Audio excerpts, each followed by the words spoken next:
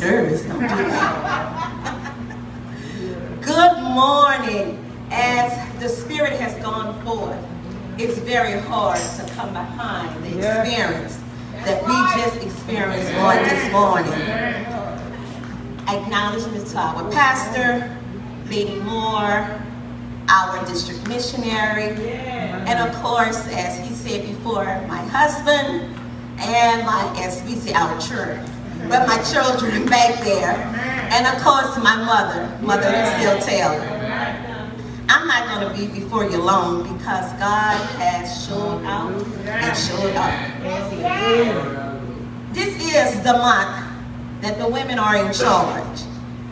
And our theme is, I'm no longer bound. But today is Mother's Day.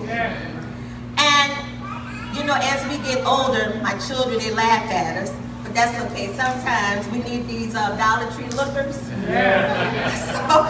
So I need my lookers today, Kennedy.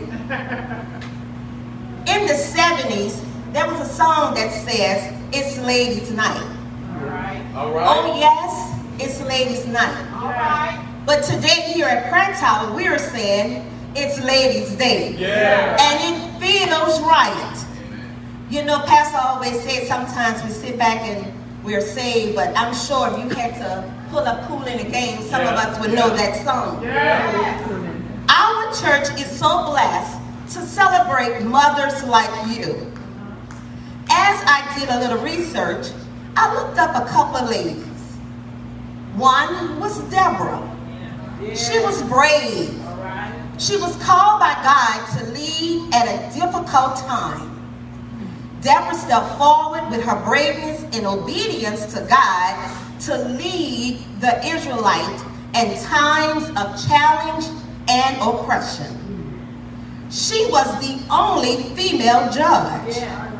Her anointing showed, although you may be trapped in a tradition and locked into captivities by culture or gender, God's desire for you is to break through those barriers. Ruth was loyal. Loyal. Ruth became the mother of Obed and the great-grandmother of King David. So you ask the question, wow, Ruth was part of the line. She was part of Jesus Christ himself. Because of her great loyalty, faithfulness, and love, Ruth showed herself to be loyal to Naomi and trusting of God. Did you really know the story about Ruth? She was accompanied by Naomi to Bethlehem. She was the relative of her late father-in-law, and in our time, we look at Ruth and Naomi as the daughter-in-law and mother-in-law. So loyalty and devoted. Well, Mary, I can't forget Mary. Mary is faith, a woman of faith.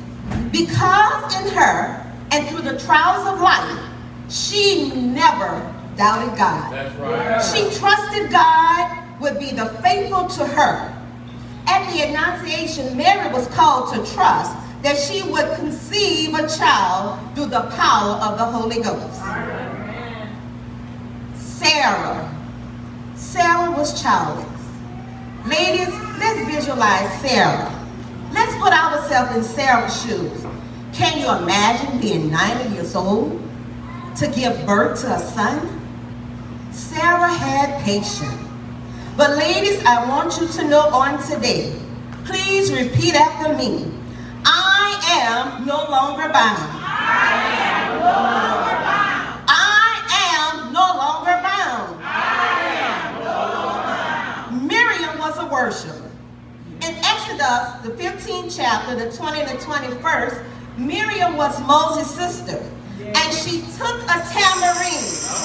And together with all of the Israelite women, and I'm going to say together with the women of faith, with the women of faith, the women, they dance, and they celebrated their freedom. When you are no longer bound, the barriers are broken. When you are no longer bound,